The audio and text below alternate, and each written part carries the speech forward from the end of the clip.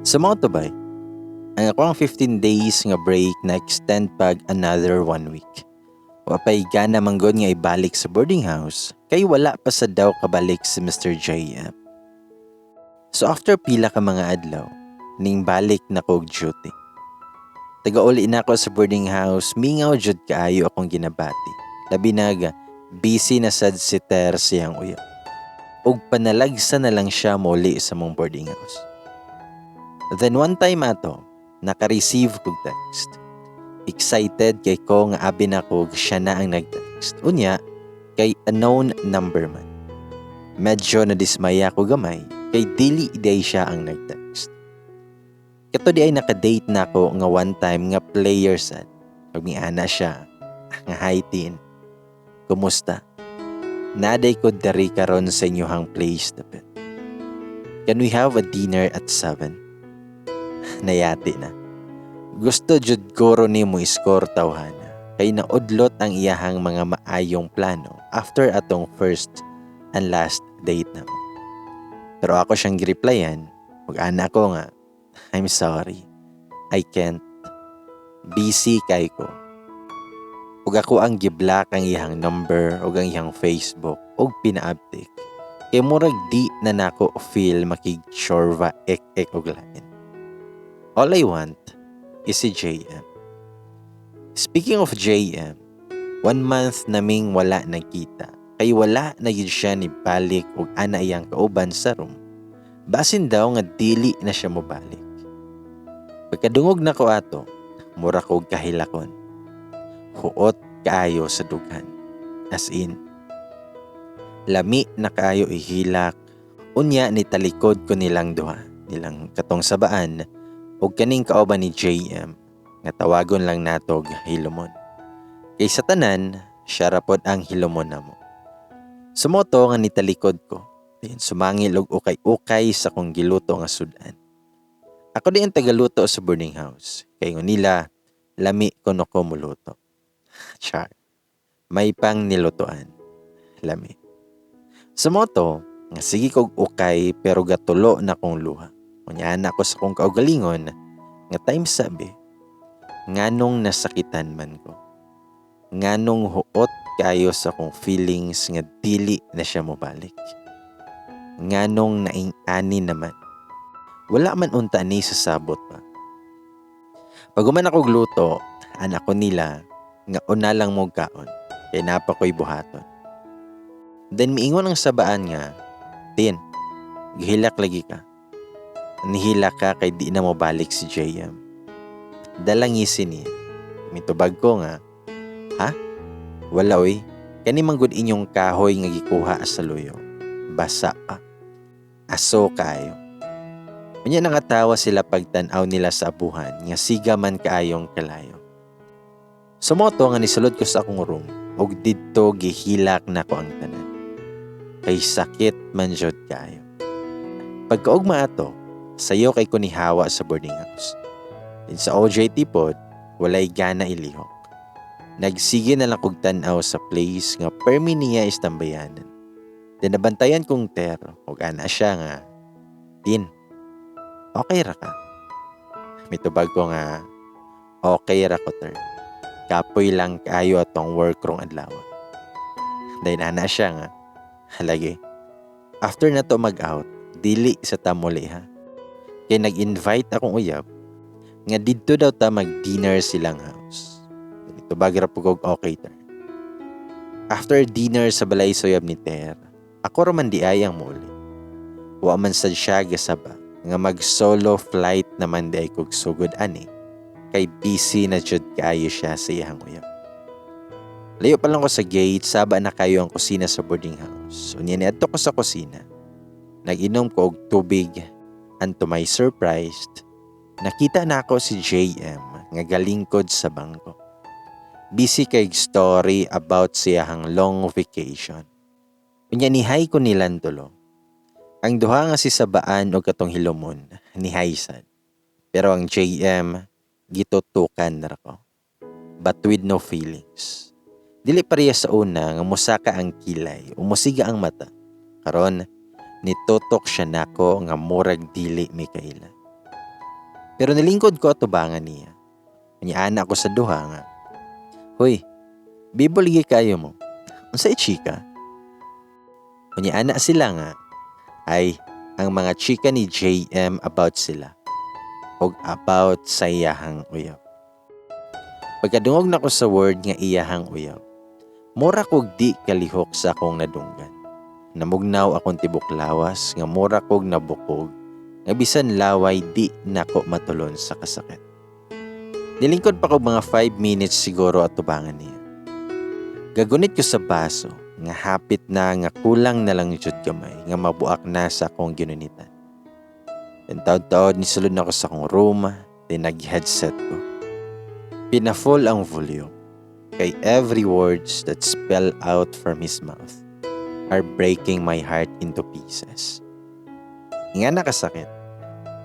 He even told them how happy he was when they are together. Sakit jud kaayo. That night o kabantay nga nakatulog na day ko hinila. Pagka morning ato, wala jud ko ni duty kay hubag kaayo ako ang mata. Hubag pa sa napaakan og lampinig. Mingaw na sad kaayo ang boarding house kay wala na'y mga tao sa mga rooms. Ako na lang jud isa nga nagtikaw-tikaw ato. Unya ako rason nga gibuhat kay gahigda. Mutindog rag o hawon. Unya balik na sa dughida. Murag man noon ko gikan nagtrabaho sa construction. Kay hasta man jud nga kapuya sa akong gibati. Then pagkahapon, isa-isa na silag pangabot. Pero as usual, wala ni uli si Tab. Kay dito na sad siya natulog sa iyahang uyab. Unya na ako'y nadungog sa gawas nga ni ana tong sabaan niya. Kakita mong tin. Wala layo kita niya rong adlaw. Nya ni ana sa tong hilomon nga naman siya gani ng buntag. Nakita na ko. Ni gawas gikan sa CR. Basig naara siya dira sa iyahang room. Nya nitubag ang sabaan niya. Wala lagi nakuan ang rice ug sudan nga gibili nako para niya. O siya'y kaon-kaon tibok adlaw. Dinilaha kong gitok-tok sa akong room, wala jud ko nitubag. Gitawagan kong duha sa akong phone, ug wa gyapon ko nitubag.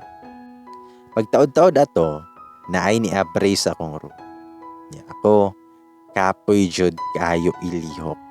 So motong ako arang ipasagdaan. Nagtuo rasod ko nga ni uli si Ter, ug naay gikuha. Dayon, nadunggan ako nga ni ana tong nisulod, nga nganong wala ka ni kaon tibok adlaw. Dili di ay si Ter ang nisulod. Si Mr. JM din.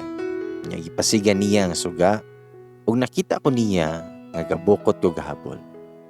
Nya ni dool siya ug iya akong gigunitan kay patindugon ug pakaunon.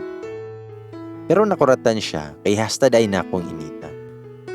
Gihilantan man day ko og hinila. Motong nigawas dayon siya, nagkuha og pagkaon, tubig ug tambal. Yun ta ko mukaon pero ana siya nga kung di ko mukaon, ilabay niyang plato sa gawas. Sumotong ang nilingkod ko ug nagkaon sa pagkaon nga iyahang gidala nako. Then nag-inom og tambal. Pero bisag gihilantan ko ato.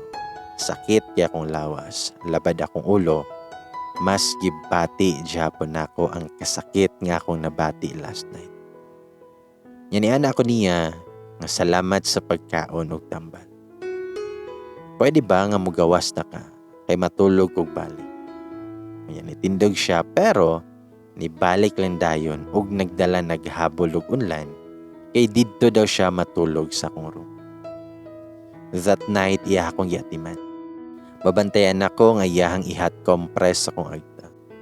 Unya pagkaugma ato, bilar kayo siya. Ug luya pa gyapon ko. Unya kay naaligisan siya duty. Ni duty siya. Nagbilin siya tambal sa akong room. Pero katong tanang iyahang gibuhat, kay mas nakahatag ug kasakit sa kundugan.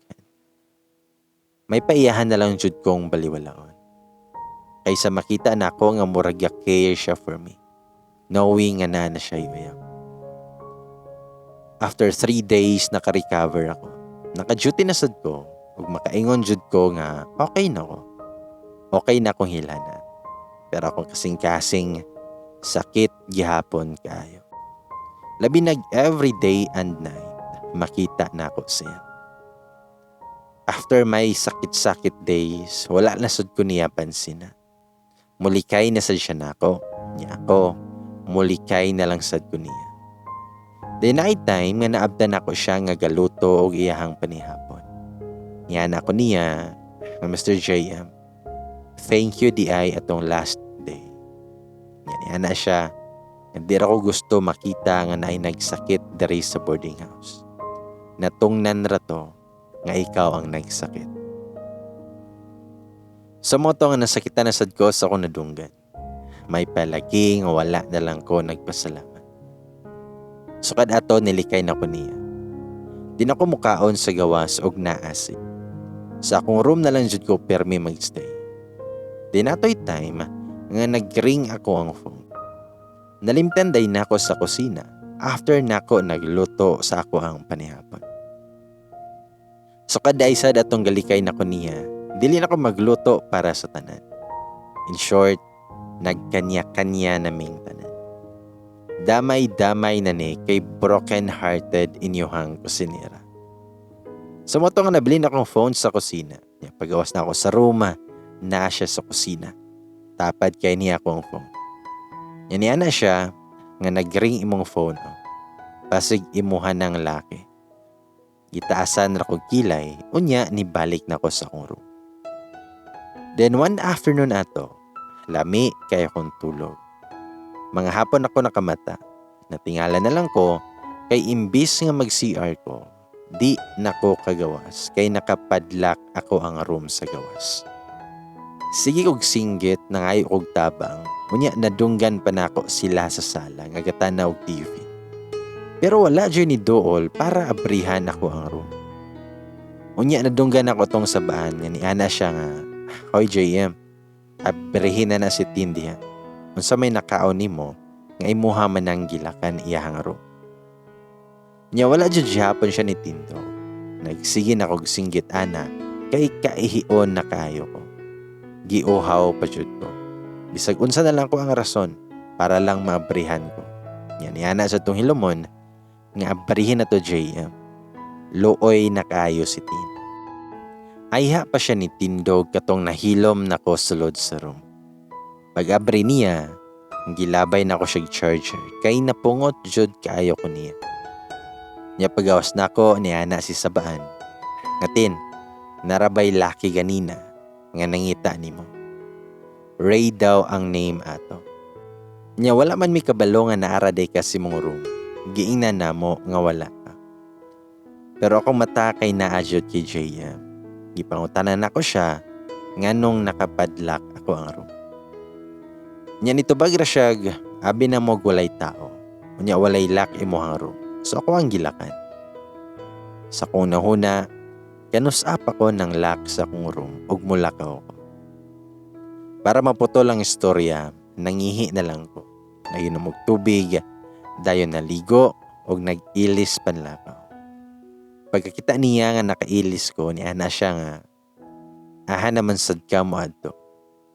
Nya ako siyang gitubag nga manlaki ko. Nga naman, mauban ka. Dayon talikod og sarado sa main door. Unya niapas ko ilhang ter sa bar. Pero wa man jud ko nalingaw ato, kay ako nalay tighurot sa muang gitagay nga tanduay. Si tanduay na sad. So mo to ko'y tigsalo sa tagay ni Ter. Kay kung di ka kabantay, iyaharang iyabo pag di niya kayang hutdon og inom. Ako'y tighurot.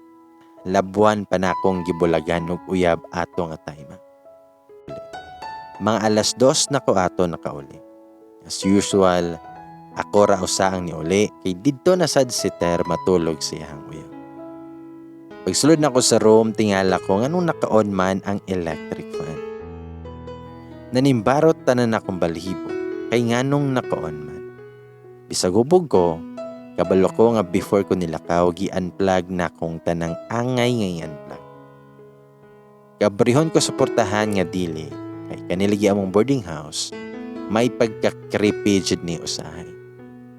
Dugay pa ko naglingkod sa gawas. Gaunahon akog manuktok ba ko nilang JM or manawag kong Ter. Gikuha na akong phone o gidial ang number ni Ter. Pero wala na'y nakatubag. So no choice ko kung dili musulod na lang sa akong room. Pasigan ako suga. Si Mr. JMDI ang natulog sa akong bed. Naka-boxer short ra. Unya, ako kay nagbanig na lang sa salo. Wala na tayo makigilalis aning korimaw nga lami kaayo ang tulog sa akong bed. Pero wala pa ko kahigda. Nakamata siya. Unya miana siya nga, "Oh, nakauli lagi ka. Abi man ako dito nakamatulog sa bar. Kay grabe man imong tungab atong baso. Bisag dili imo nga." Nya natingala ko kung anong nakabalo siya. Pero wala ko siya pansina og nihigda nako sa salo. Nya iya akong ipabalhin sa bed. Kay siya ra daw matulog sa salog. Nya paghigda nako, nitapad siya galit.